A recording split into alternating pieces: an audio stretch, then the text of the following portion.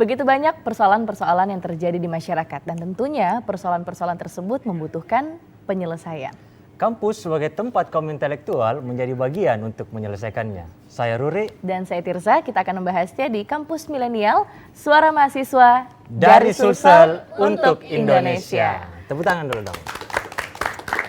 Sekarang sudah tanggal 22.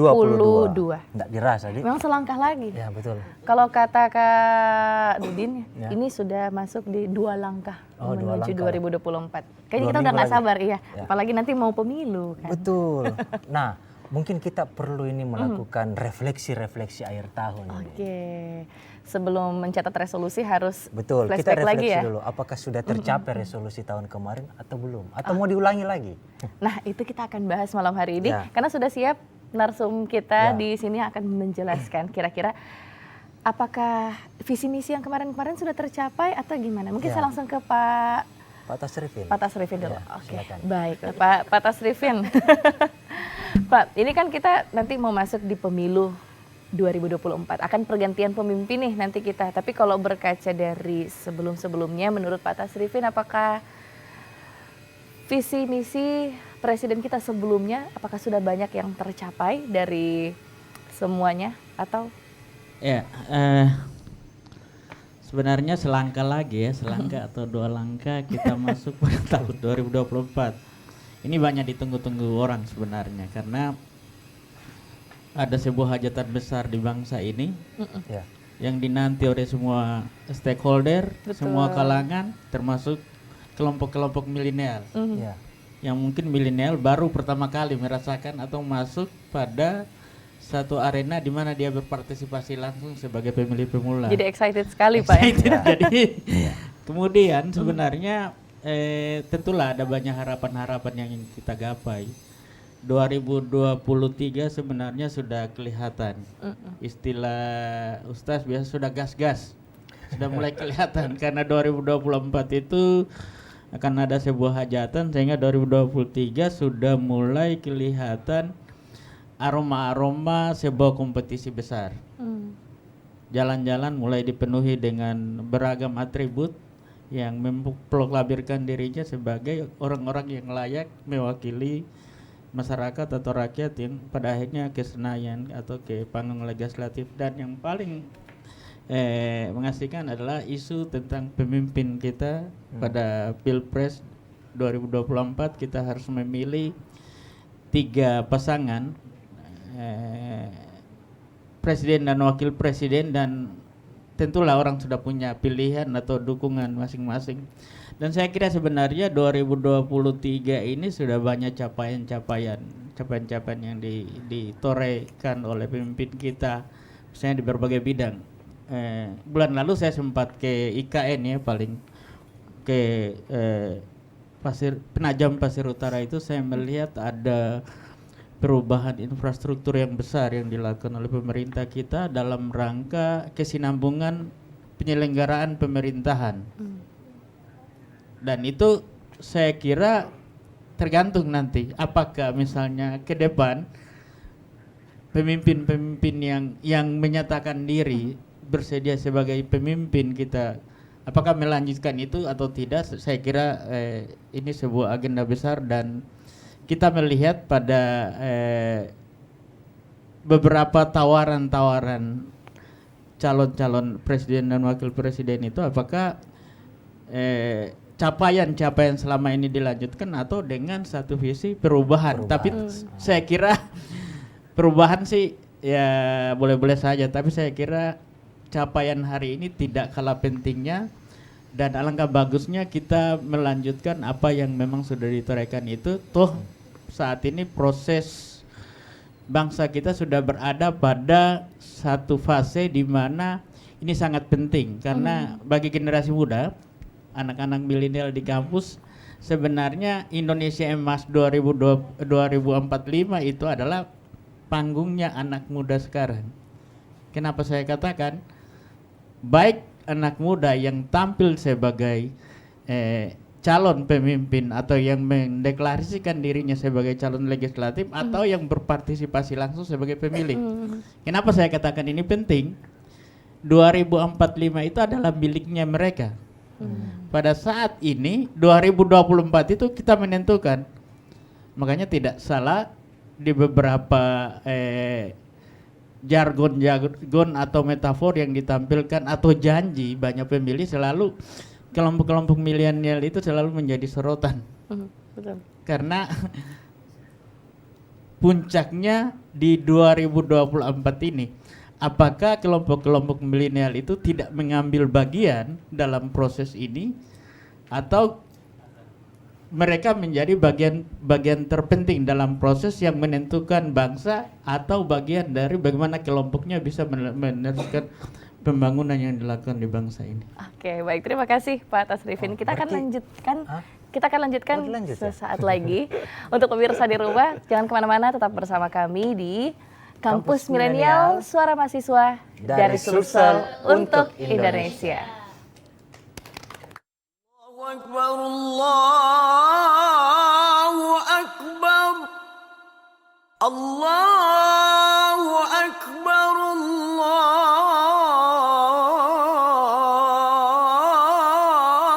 Akbar. Asyhadu an la ilaha illallah.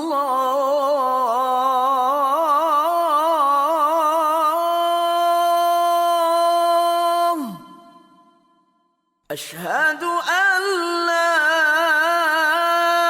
ilaha illallah.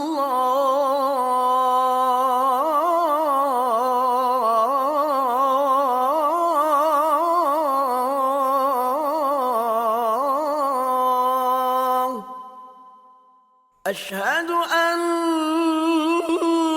Muhammadar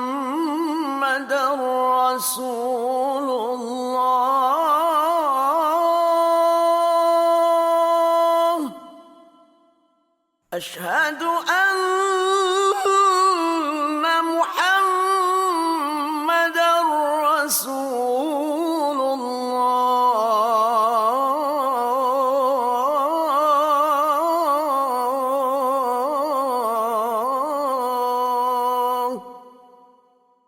Hayya 'alas salah.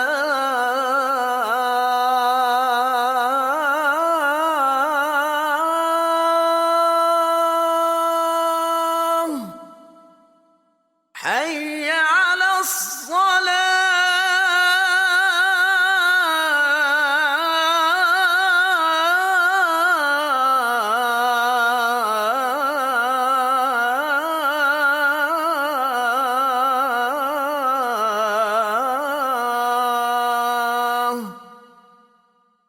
Hayya 'alal falah.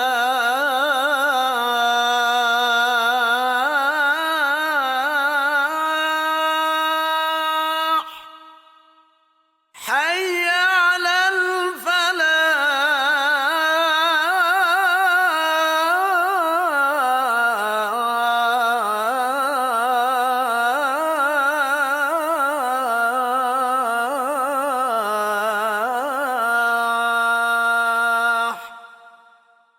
Allahu Akbar, Allahu Akbar. La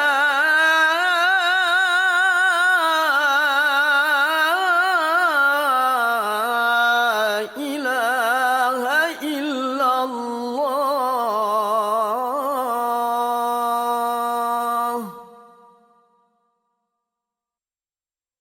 اللهم رب هذه الدعوة التامة والصلاة القائمة آت سيدنا محمدا الوسيلة والفضيلة والشرف والدرجة العالية الرفيعة وابعثه المقاما محمودا الذي وعدته إنك لا تخلف الميعاد.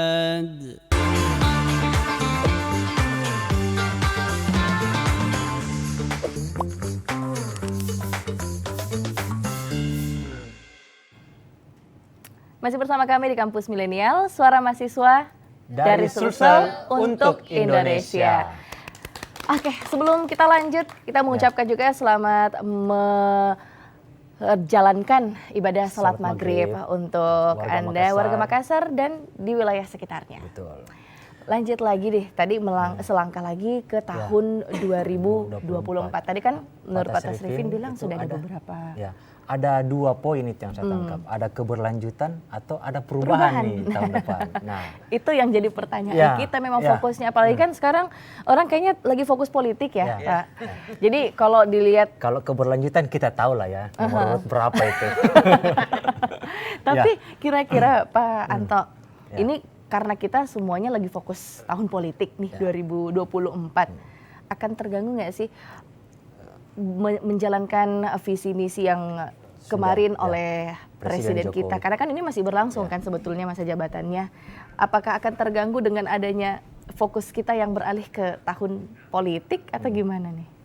Iya, selamat malam dulu, Rory, Tirsa, Ya. dan kawan-kawan panelis narasumber. Iya, jadi kalau pertanyaannya seperti itu, ya kita lihat aja sebenarnya gitu ya dengan kondisi saat ini gitu ya. Ada juga misalnya persepsi yang menyebutkan bahwa presiden kita cawe-cawe, dan itu juga diakui oleh presiden kita cawe-cawe untuk ngurus ini. Pertanyaannya terganggu atau tidak, tentu itu kan ada pada relnya masing-masing. Gitu ya. Aktivitas politik tentu ada ada ruangnya tersendiri. Aktivitas pemerintahan tentu ada ruangnya sendiri, walaupun kadang-kadang ada irisan yang tentu tidak bisa dihindari, gitu ya. Nah, persoalannya kemudian adalah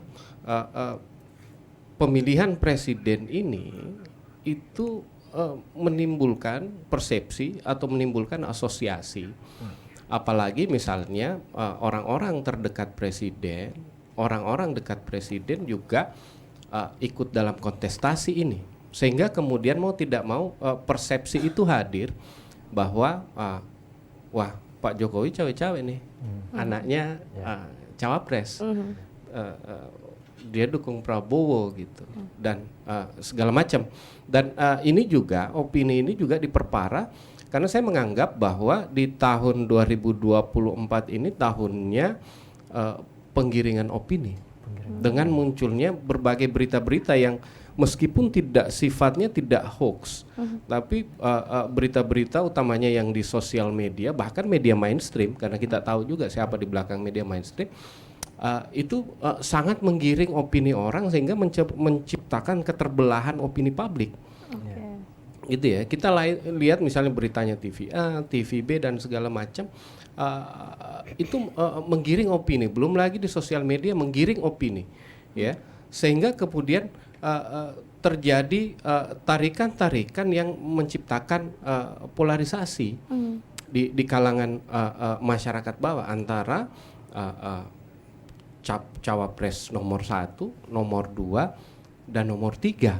Dan itu tadi saya bilang bahwa ada cawapres, ada calon yang kemudian diasosiasikan dengan presiden kita saat ini, sehingga kemudian ini yang menimbulkan persepsi publik bahwa semua programnya ini kemudian diarahkan untuk memenangkan cawapres. Nah, yang baru-baru ini kan ada yang beredar diklaim bahwa itu dari Walhi, Greenpeace, terkait food estate di Gunung Mas, yang katanya ditanam dalam polybag, terus buru-buru dibantah oleh Menteri Pertanian, ya. Nah, ini yang mau ndak mau pasti dimaknai sebagai dimaknai berbeda, gitu ya. Orang yang terlanjur tidak percaya sama pemerintah, tidak suka sama pemerintah, menganggap food estate itu adalah ajang untuk untuk memberikan menciptakan peluang untuk cawapres tertentu, ya. Di sisi lain, misalnya yang suka dengan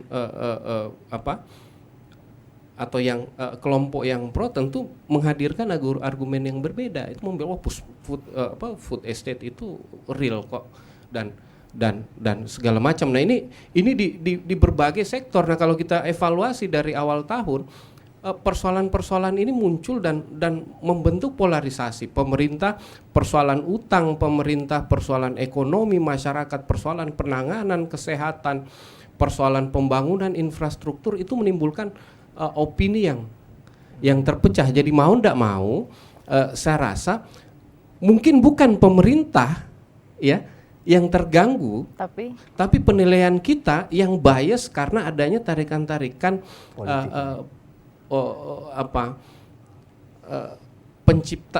penciptaan opini ini, tarikan-tarikan opini yang memang disengaja untuk mengarah ke sana, karena opini ini kan melahirkan keuntungan politik. Gitu. Oke. Baik, terima kasih. Itu tadi Pak dari Anto. argumen seorang akademisi. Mungkin kita beralih ke argumen seorang praktisi nih. Ada pengamat politik Sulawesi Selatan, ada Kak Icul. Silakan Kak. Siapa tahu mau refleksi dikit Kak. Oke. Langsung aja Kak. Iya, terima kasih Ruri sama Atisa. Selamat malam. Assalamualaikum warahmatullahi wabarakatuh. Waalaikumsalam warahmatullahi. Saya suka dengan pembuka tadi dari Kak Tasrifin. Ini tahun-tahun menentukan. Kemarin kita sempat bergelut, atau pemerintahan di seluruh dunia sempat bergelut dengan COVID. Nah 2023 sebagai refleksi, nyaris isu COVID sudah tidak ada, walaupun katanya ada muncul yang baru. Saya kira yang paling menarik dari pengalaman beberapa tahun kemarin dengan COVID adalah ada kesadaran baru secara global bahwa kita terikat dengan dunia luar. Kita tidak hidup sendiri sebagai orang Indonesia saja atau bangsa Indonesia.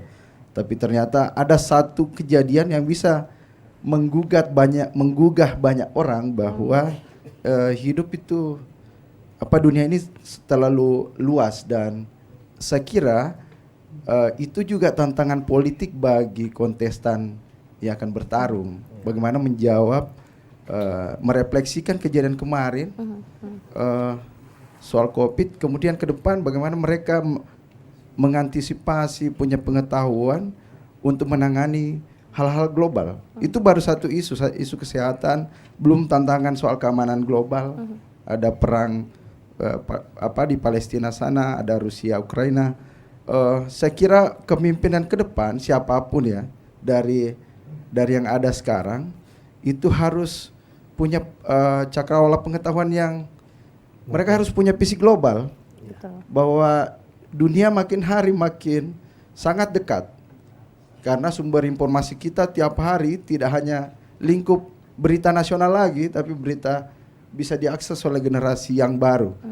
Nah, yang refleksi kedua saya kira ini kalau Kak Anto tadi saya agak keras ya, agak kritis melihat fenomena ini. Saya mungkin agak berusaha berpikir positif bahwa tahun politik 2023 ini dan 2024 saya agak merasa agak positif melihatnya dibanding pemilu 2014 dan 2019 kemarin. Kenapa Pak? Ini konfigurasinya sudah cukup menarik lah dibanding isu-isu yang ada, perdebatan yang ada di dua pemilu sebelumnya.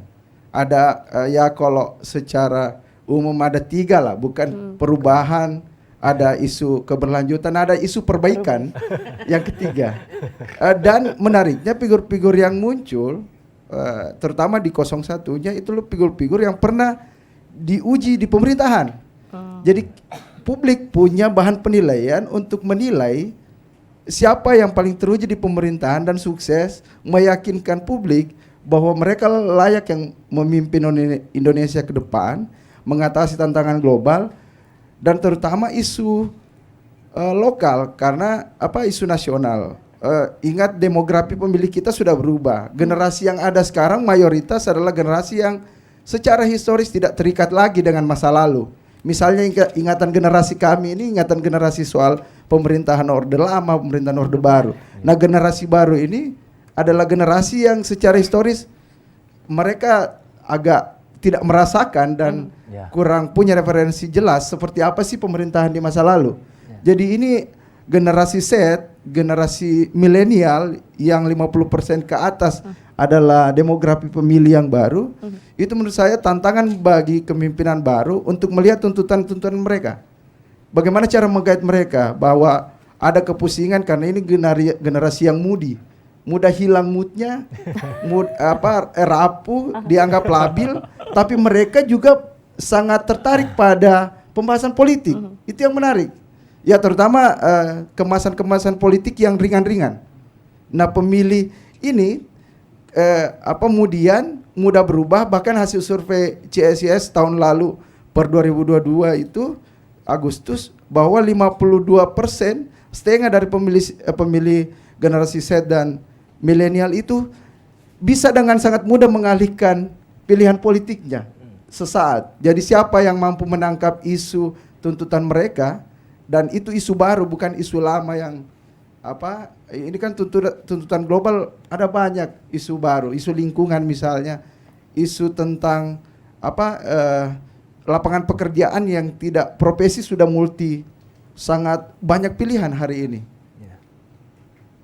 Banyak gambaran baru. Nah, saya kira tantangan politik refleksi 2023 ada kabar menggembirakan bahwa polarisasi politik kita sudah berubah. Yang kedua, kepemimpinan ini harus dalam kampanyenya harus cerdas lah, karena dia menghadapi demografi pemilih yang relatif kurang bisa disentuh dengan gaya-gaya lama. Makanya ada gimmick, permainannya gimmick dan kira-kira propaganda media sosial lah yang banyak ini. Tapi itu juga bukan jaminan bahwa pemilih milenial hanya bisa disentuh atau bisa digait lewat gimmick-gimmick politik lah. Oke. Saya kira seperti itu. Baik, terima kasih Kak Icul. Berhubung di sini ada generasi mudanya, gimana mau menanggapi yang dikatakan ini tadi? Generasi mudi juga ini, Iya. generasi rapuh. Mudi nggak ya dia nih? Boleh, silakan. Baik, terima kasih Kak Rory, Kak Tisa. Selamat malam teman-teman. Selamat malam para dosen saya Dosen di fakultas. agak tegang ya Pak bicaranya. Mungkin, cuman ya kita profesional.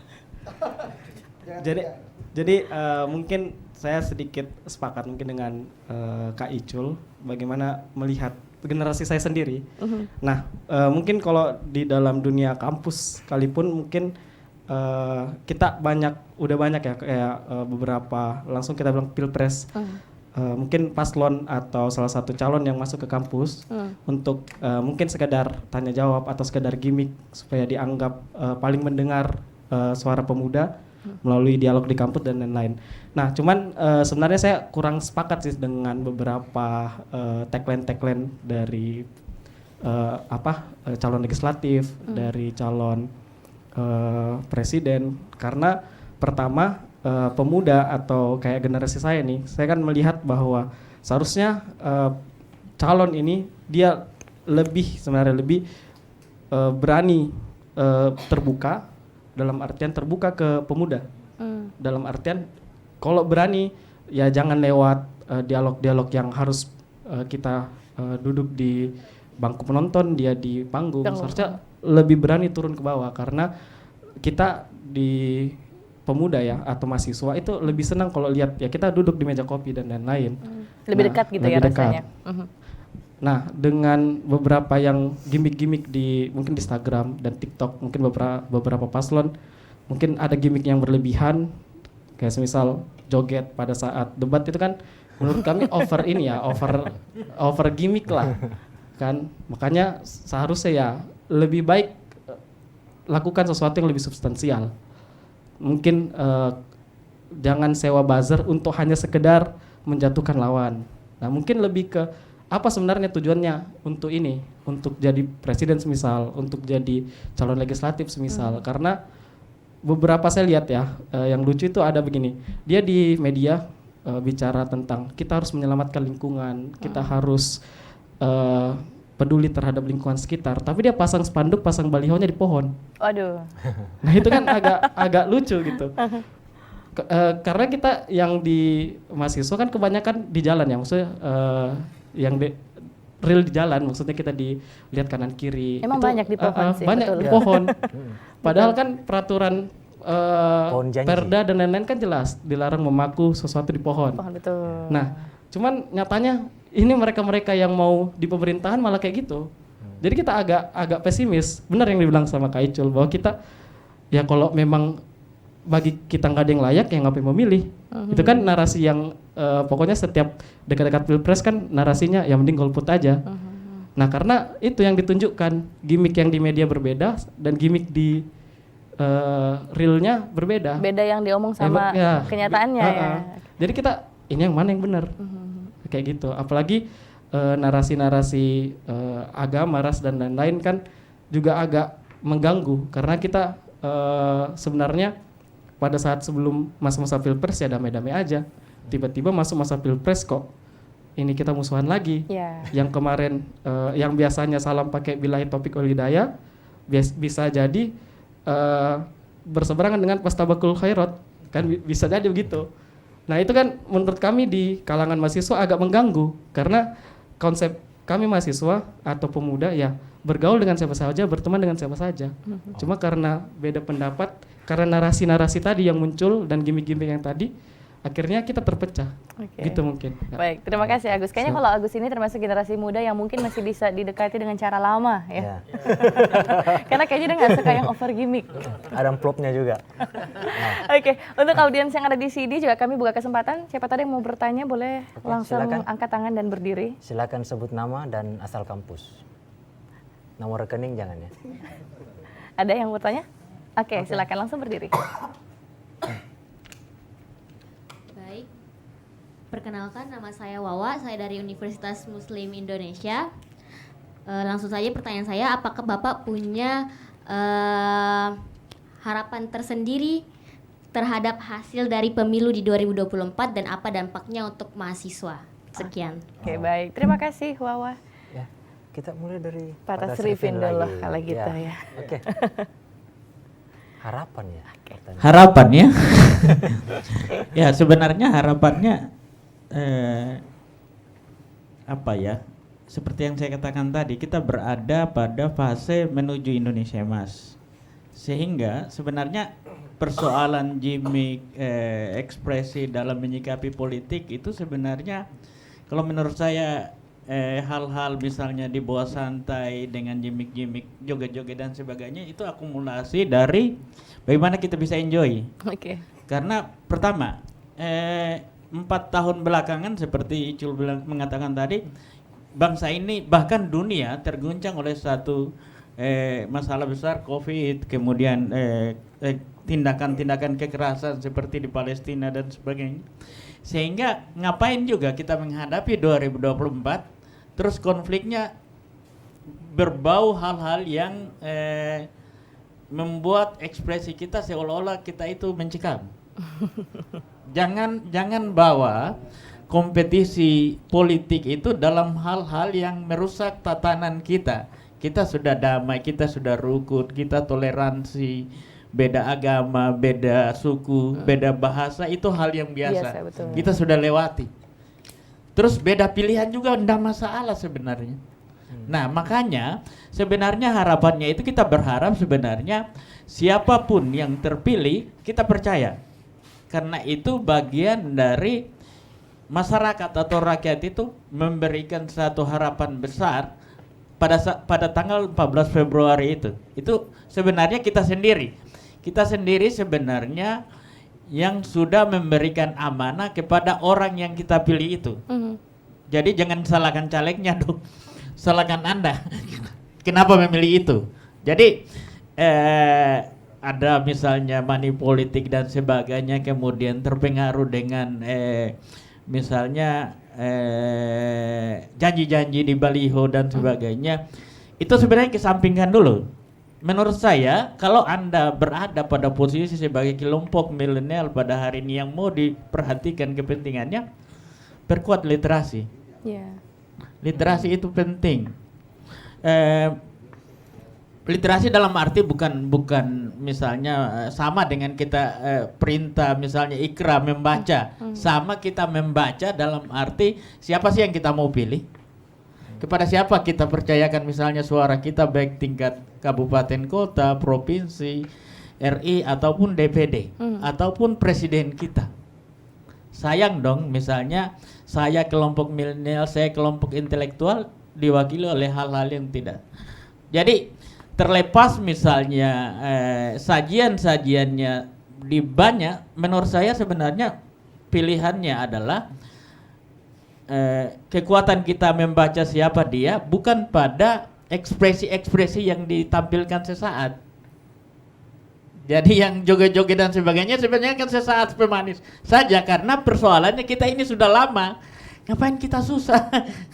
4 tahun Covid, perang dan sebagainya. Belum lagi tindakan kekerasan hampir di sekitar kita tiap hari. Belum diskriminasi masih ada, bullying dan sebagainya. Kenapa kita susah lagi? Tahun 2024, tahun yang selangkah lagi kita mau memilih kemana arah bangsa itu, buat jadi enjoy. Nggak usah susah. Karena kita sudah susah juga, nggak dibuat-buat juga kita susah nanti. Jadi mari kita hadapi selangkah atau 2 langkah apapun istilahnya. Tanggal 14 itu nggak usah ada masalah, beda pilihan. Satu rumah pun, jangankan misalnya kita beda dalam arti beda-beda rumah ya. Di dalam rumah kita pun kadang beda. Betul. Saya sama istri saya beda pilihan presiden, hal yang wajar. Karena dia merasa diwakili oleh kelompok itu, saya tidak bisa memaksa dong. Karena dia enjoy dengan pilihan itu. Karena ada kebebasan, kita memberikan, jangan hak-hak politik itu seolah-olah ada unsur-unsur yang sifatnya intimidasi. Itu jangan dong. Sayang sekali kita hanya menentukan pilihan, terus ada kekerasan yang ada membuat kita harus mengikut dan sebagainya. Janganlah. Kita melewati fase 4 tahun 5 tahun itu rumit sekali. Kita banyak kehilangan orang-orang yang kita cintai karena Covid dan sebagainya. Oke. Baik, terima kasih Terima Pak kasih, Tasrifin. Pak Tasrifin. Oke, sekarang ke Pak Anto. Harapan. Masih pertanyaan yang sama. Wawa, harapan saya sebenarnya sederhana ya, bahwa tahun ini kita mempersiapkan diri untuk memilih, dan tahun depan kita datang ke TPS dengan mantap hati untuk memilih. Tapi kemudian paham juga bahwa dalam demokrasi itu semua pilihan mengandung resiko, ya. Dan yang fatalnya karena yang kalah harus menerima itu sebagai sesuatu yang dia harus laksanakan. Nah, itu yang harus dipahami dulu. Nah, bagaimana caranya mempersiapkan diri di tengah tarikan ini? Karena saya mau bilang gini, 70% dari pertarungan politik itu adalah pertarungan wacana. Iya.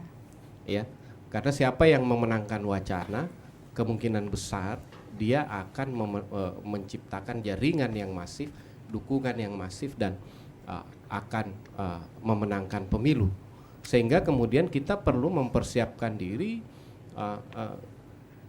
menghadapi wacana-wacana yang diciptakan itu, supaya kita tidak tersesat oleh tarikan-tarikan wacana yang menyesatkan. Karena pasti wacananya selalu begitu. Kalau dia berada pada sisi rezim, maka tentu yang selalu dia gambarkan adalah stabilitas, berbagai pencapaian, kemajuan dan segala macam. Tapi kalau dia berada di sisi yang binary, berada di sisi yang berseberangan, pasti yang dia gambarkan dalam perspektif kita itu adalah krisis. Itulah kenapa Anies selalu berbicara ancaman, selalu berbicara krisis. Sementara Prabowo dan Gibran selalu berbicara stabilitas, selalu berbicara pencapaian pemerintah. Nah, yang nomor 3 ini tidak jelas. Karena tidak tahu, dia mengasosiasikan dirinya dengan Jokowi, tapi tidak didukung oleh Jokowi. Gitu ya. Nah, tapi itu, ya. Jadi dalam pertarungan politik itu wacana yang sangat menentukan, karena wacana ini yang membentuk pilihan-pilihan kita. Makanya kemudian kita per hari ini, per tahun ini, kita terus dibanjiri dengan berbagai wacana yang menyesatkan, dan celakanya karena pemilih kita itu 52% adalah milenial yang punya akses yang sangat besar terhadap informasi. Anak-anak sekarang itu mau dapatkan informasi apapun bisa, ya. mau dapatkan informasi apapun bisa, platformnya semua ada. Betul. Menyiapkan. Nah, persoalannya kemudian adalah bagaimana mereka bisa mengelola informasi itu supaya mereka tidak disesatkan oleh informasi. Nah, ini nih yang dibutuhkan perspektif, dibutuhkan upaya-upaya untuk membangun kesadaran diri yang baik untuk menilai informasi mana yang bermanfaat, mana yang tidak, informasi mana yang menyesatkan, informasi mana yang tidak, karena informasi ini sangat banyak. Nah, harapan saya adalah kemudian kita sama-sama belajar di tengah terpaan, karena bukan hanya hoax saja yang menyebar, tapi banyak juga berita-berita yang benar tapi diglittering. Ya. Betul. Dalam bahasa komunikasi politik ini kan glittering reality. Selain glittering ada juga yang di stacking. Informasi yang benar diselipkan informasi yang salah. Untuk menggiring opini, ya, dan seterusnya. Nah, itu yang kadang informasi-informasi itu yang membentuk kita, menarik kita secara ekstrim, benci atau suka sama sekali. Nah, ini yang perlu para milenial pelajari, bagaimana caranya tidak kemudian terjerumus pada informasi-informasi yang menyesatkan itu, dan bisa menghadirkan pilihan-pilihan rasional. Gitu ya, karena kalau mengandalkan informasi saja, kadang-kadang kesadaran perspektif kita itu bisa dibentuk dengan diberikan informasi terus, ya. Nah, kalau diberikan informasi yang salah terus, perspektif yang terbentuk, persepsi yang terbentuk, opini yang terbentuk, itu opini yang salah. Maka kita juga harus mempelajari sumber-sumber informasi, mempelajari informasinya, dan seterusnya. Ya, saya rasa itu. Kalau dari Pak Tasrifin tadi kita harus optimis, menghargai perbedaan. Kalau dari Pak Anto kita harus hati-hati dalam menerima betul. informasi. Apalagi benar sih kata Bapak tadi, yang jadi masalah sekarang bukan cuma berita hoax ya, tapi banyak juga berita-berita yang sebenarnya itu berita benar, tapi kita digiring opininya untuk jadi benci sama sosok-sosok tertentu, mungkin seperti itu. Kak Icul mungkin punya pendapat lain atau harapan yang lain? Harapan ya, harapan saya sih yang pertama, saya kira harus muncul kesadaran baru ke publik, terutama bahwa kan selama ini selalu muncul bahwa di setiap pemilu itu ada isu. Anda memilih hari ini akan menentukan nasib Anda 5 tahun ke depan. Saya kira itu harus dihilangkan. Kenapa, Pak? Anda memilih hari ini, Anda salah pilih, itu akan dirasakan beratus-ratus tahun efeknya. Kalau mau satu contoh misalnya, utang pemerintah kita yang ada hari ini masih dari zaman Soeharto dan belum kelar dibayar-bayar, dan itu terus bertambah dari Pak SBY, dari Pak Jokowi. Bahwa satu rezim ketika membuat kebijakan efeknya bukan 5 tahun. Jadi politik itu pemilihan umum itu bukan pesta 5 tahunan. Dia pesta untuk masa depan. Ketika Anda salah pilih, Anda salah menentukan pilihan, Anda akan merasakan dan anak cucu Anda akan merasakan efeknya. Misalnya pemerintahan Jokowi hari ini, ya yang 5 tahun tidak berlaku itu adalah ketika Omnibus Law diberlakukan, diubah, undang-undang KUHP yang baru itu tidak hanya 5 tahun, itu tidak akan berakhir setelah Pak Jokowi selesai 2024. Tapi itu akan undang-undang itu akan dirasakan bermanfaat bagi generasi-generasi ke depan yang akan lahir. Jadi saya kira itu yang harus diingatkan pada yang mayoritas pemilih tadi, generasi Z, generasi milenial. Kalau kata Kak Tasrifin tadi 2045 katanya itu Indonesia emas. Itu kalau optimis, dan kalau cara berpikir milenial tidak permukaan, tidak hanya suka gimmick. Menurut saya peluangnya adalah generasi hari ini harus membiasakan diri untuk mendalami sesuatu, bukan permukaan. Kan tudingannya adalah generasi hari ini kan hanya suka cover doang, makanya menjadi generasi hoax karena hanya baca judul langsung share. Hanya karena suka cover doang. Menurut saya pesannya Kak Tasrifin tadi bahwa harus menciptakan generasi yang full literasi. Cinta literasi, karena di literasilah, tradisi literasilah yang membuat kita mendalami sesuatu. Generasi Anda juga kalau mau protes sama pemerintahan, mau protes sama kementerian, harus punya data yang dalam, karena akan jadi bahan tertawan saja, karena mereka punya ahli-ahli.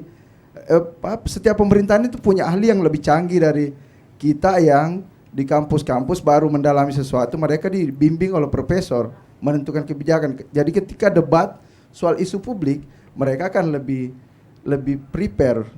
Makanya generasi yang akan menikmati 2045 dengan tantangan misalnya bonus demografi, bayangkan kalau 52% generasi ini akan merasakan tahun 2030 ketika ekonomi memburuk, sementara generasi Anda tidak punya pekerjaan, kekerasan, ujungnya kekerasan.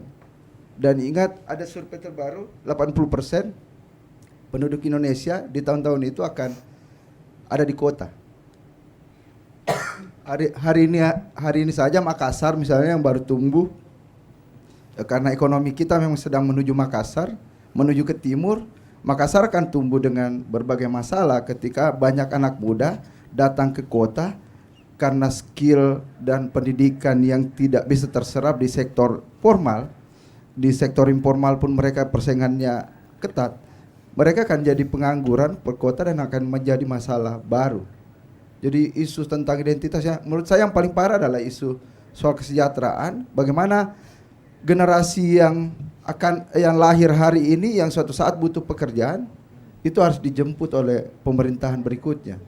Harus dikelola baik-baik. Karena kalau tidak, yang ada adalah kota dan maupun desa akan tumbuh generasi yang frustasi, generasi yang stres, generasi yang mudah menumpahkan ekspresinya lewat aksi kekerasan. Dan kalau jargonnya acara ini adalah dari Sulsel untuk Indonesia, masa depan Indonesia ada di Sulsel. Ke depan ekonomi kita bahkan sudah kelihatan arus modal ke timur itu makin kuat.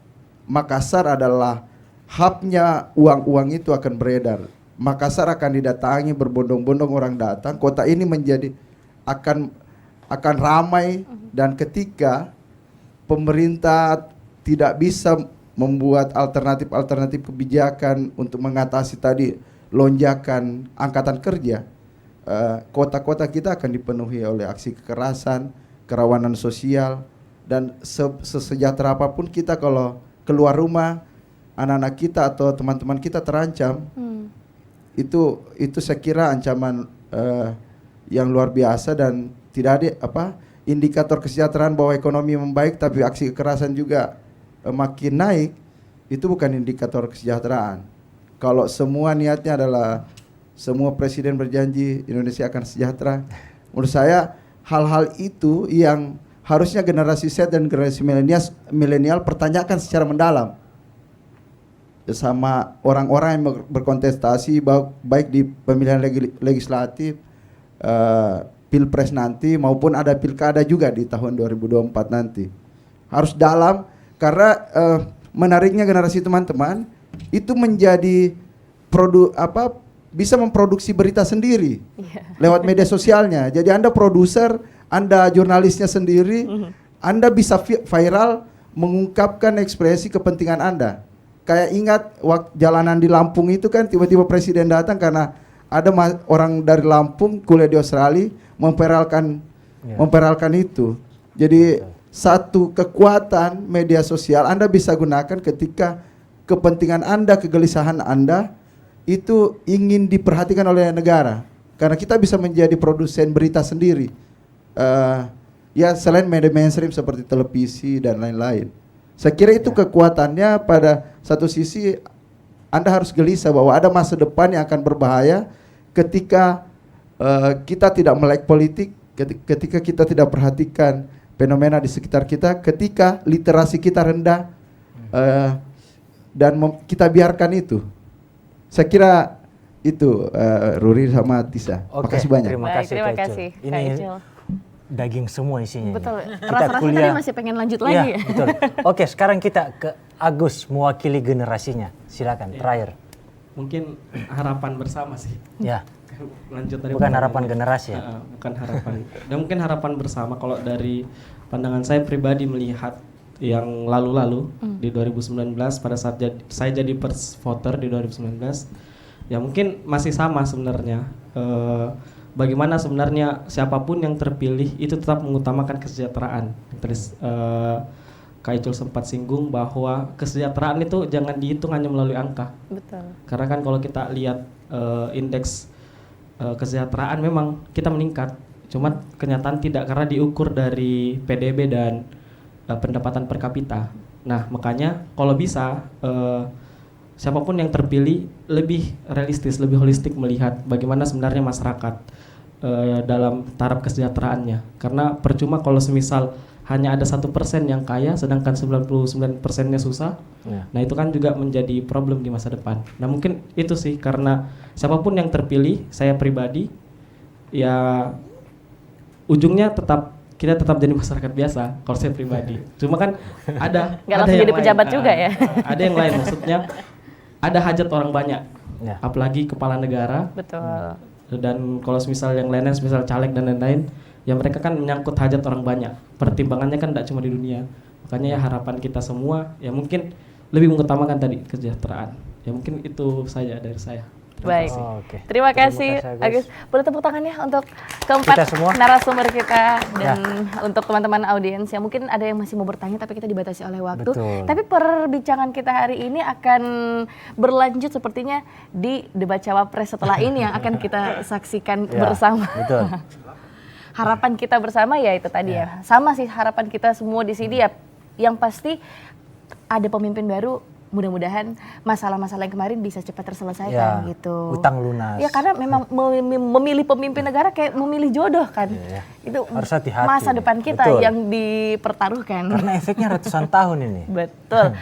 Oke lah, karena kita sudah sampai di penghujung acara, kami berdua akan pamit dan jangan lupa saksikan debat cawapres tepat di jam 7 malam nanti di TVRI. Ya. Saya Tirsa Ivana. Saya Rudi Ramadan. Kami berdua pamit, sampai jumpa. Assalamualaikum warahmatullahi wabarakatuh. Waalaikumsalam.